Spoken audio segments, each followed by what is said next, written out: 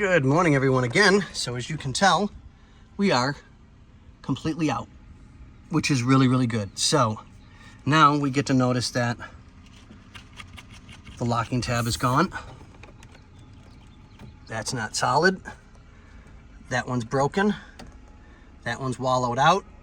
They shoved green whatever in here to help hold the screws in place. So, Kyle, oh, you're gonna hate me this morning. So your gauges don't work, except one, right? This is why your gauges don't work. You need a new circuit board.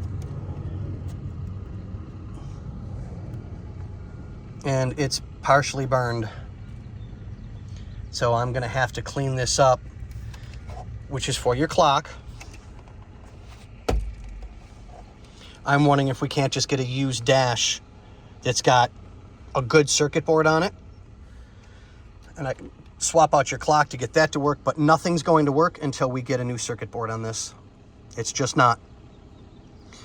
So, okay, I'll start doing my parts list and we'll get a hold of you. Thank you guys. Have a good one.